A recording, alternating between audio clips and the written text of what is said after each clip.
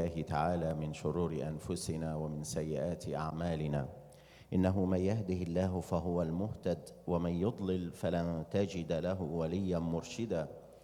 وأشهد أن لا إله إلا الله وحده لا شريك له، وأشهد أن محمدًا عبده ورسوله وصفيه من خلقه وحبيبه. قد بلغ الرسالة وأدى الأمانة ونصح للأمة، وكشف الله عز وجل به الغمة حتى تركنا على المحجة البيضاء ليلها كنهارها لا يزيغ عنها إلا هالك. أما بعد. Dear brothers and sisters, tonight and in this session actually we are still talking about our beloved Palestine, and we are gonna talk about two major things today, or two key issues that we want to really recall and learn from them.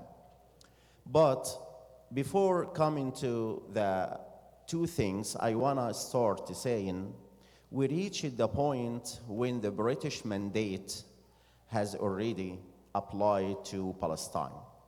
And we will have a key character tonight who is known as the first British commissioner in Palestine. He was named Herbert Samuel. Herbert Samuel, or the first High Commissioner of the Mandate in Palestine, was described as a dedicated Zionist. He is described like this. He was a dedicated Zionist in the sense of he went to Palestine and he had a very specific goal, which was to fulfill the basic obligations of the Britain or of the British government to establish the Jewish state in Palestine. Or in other words, he was very committed to do what? To fulfill the Zionist goals in Palestine. This is how he was described. And the man was working really very hard to achieve this goal.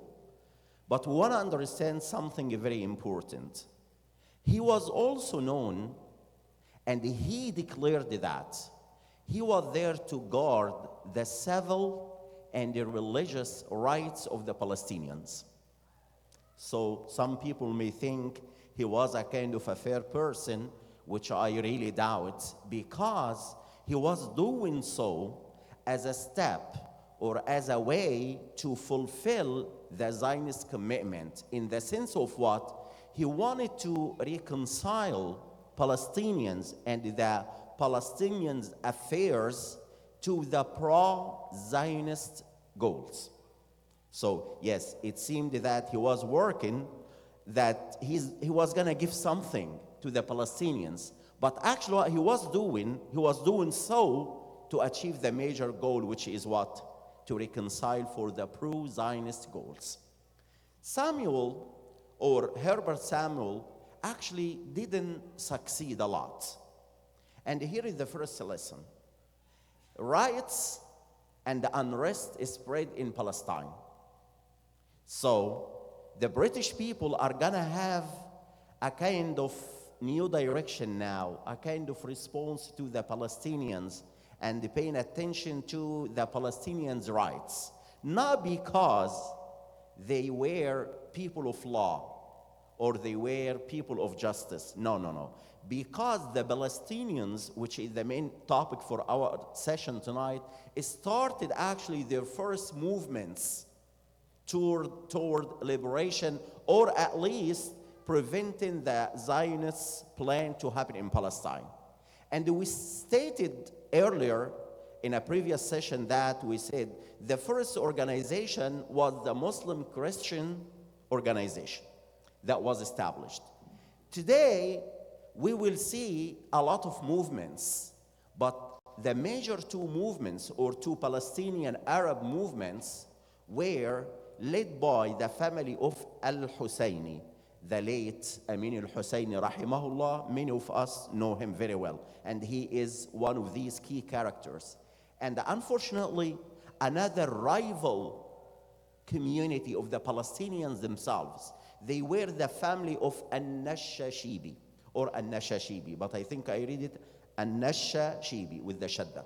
So actually the plan from the Zionists or the Jewish people and the British governors or government tried to make these two opponent parties in Palestine. And we will understand what's going to happen now immediately. But anyway, in the year 1920, with these Arab or Palestinian Arab movements, the major one was led by, as we said, Al-Husseini family. They led Al-Nadi Al-Arabi, the club of the Arab people. And Al-Nashashibi family led another community or society that was the same almost, called something like another word for An-Nadi Al-Arabi, the same something like this. But what happened actually, a delegation of the Palestinian people, when riots began, a few Muslims were killed, a few Jewish people in Jerusalem were killed, and some tens of Muslims and Jewish people were wounded. So as I said, the unrest started. A delegation of the Arab and the Palestinian community went to London to do what? To try to deny or get denial to the Balfour Declaration. But why? Because after the riots, after these kind of unrest, the situation was not stable. The British themselves didn't like what's going on. So they found a kind of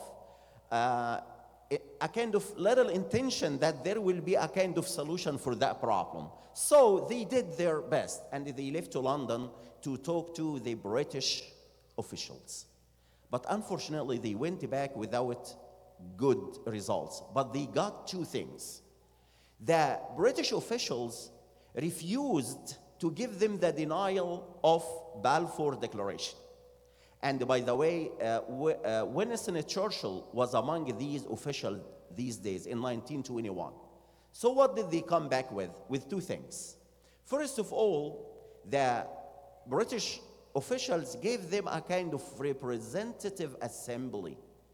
So they said, we will never turn our back to the Jewish people. We will never stop fulfilling the mandate of or the obligations of Balfour Declaration, but we can give you something. And you see how they were really very cunning to do so. We'll give you a representative assembly. This representative assembly, which was going to be done actually by Samuel or Herbert Samuel later, they said we will have an assembly of 23 people. The higher commissioner plus 10 of the governor of the officials, government officials, the British government officials, and the 13 elected people. Listen and be careful. They gave the Muslims or the Palestinian Arabs 8 representatives out of 13. Okay? 3 to the Christians and 2 to the Jews. So you think now what? They gave them the majority. Is that right? But the Arab executive refused that.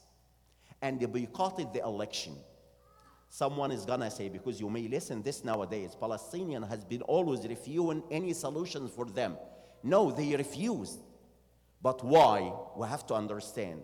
Because if they agreed on that kind of being in that representative assembly or that legislative body, that meant at that time they agreed to Balfour Declaration. Number 2, they agreed to have the mandate of the British on their lands, which is leading to the third and the worst result. By agreeing to be a part of this assembly, that means they agreed for the free migration of the Jewish people to Palestine. So that means what? They have no rights anymore. They have already sold Palestine to the people. So you may hear that they refuse. Yes, but why? We have to understand this. Because some people are going to say, oh, if they were actually in that assembly, they would have achieved some gains. Yes, but that was gonna mean a lot of things. That means they were gonna give Palestine for free. More than this, being in this legislative council or body did not give them any right. This was stated in the agreement. They have no right, this assembly have no right, with its majority or minority, they have no right to discuss anything related to Balfour Declaration, to the Jewish immigration, or anything that is gonna be against the Zionists' goals or achieving their goals. So we have to understand this. The other point here is actually, I think they were right, but it depends. You may think, study the situation and see which side you can take, but I think they were right not to be a part of this. But anyway, this is a part of the history. And the other aspect which I feel sad about is the British and the Jewish people played a good game by dividing the Palestinian Arab community into these two societies we have said. They gave Amin al-Husseini the head or the position of the head of the Muslim Council, which at that time would oversee all the religious affairs in Palestine. And they started giving the political party, specifically the mayor position, to one from al-Nashashibi family. His name was Raghib al-Nashashibi. So they began getting what? Two rivals from the Palestinian Arab people. Moreover, some people worked with the Christian Arab people, and they made them get afraid of Amin al-Husseini's domination on the Palestinian executive or the Palestinian Arab agency at that time. They wanted to make something like that, similar to the Jewish agency.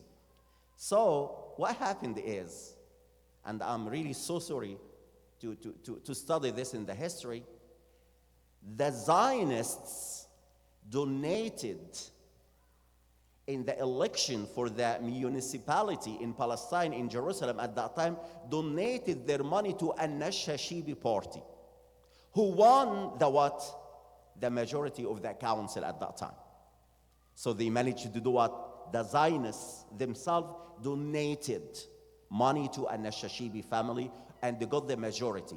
Al-Nashashibi at that time, as it was reported, Raghib al-Nashashibi was trying to seek closeness to Samuel, the higher commissioner. And this is the division have happened. But to be honest, it is said and reported and authenticated that al-Nashashibi family has never opposed what Amin al-Husseini and his group decided. But they usually said it was never been opposed in public. But they have been always working privately with the higher commissioner against the other party.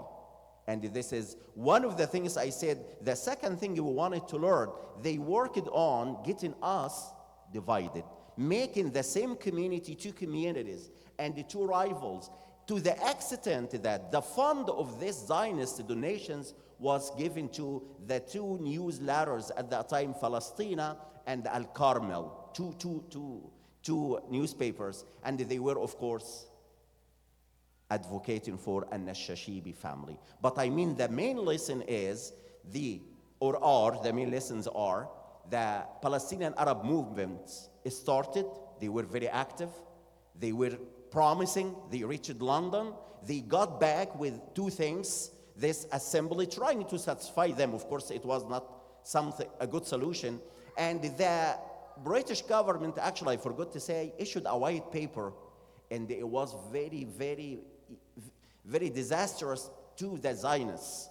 They said, by the declaration of Balfour, we did not say that Palestine, all Palestine is gonna be the homeland for the Jewish, or to be converted to a Jewish homeland. We meant to give a Jewish homeland to the Jewish people in Palestine.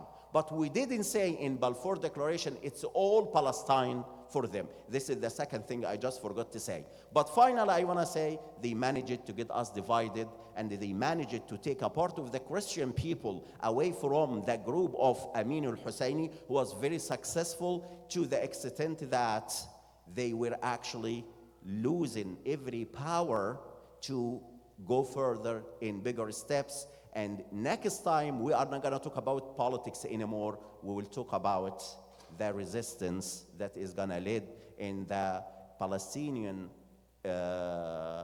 oppressed, or let me say evolution, that is revolution, that is gonna start in 1933 or 1936 to 1939, inshallah. Allah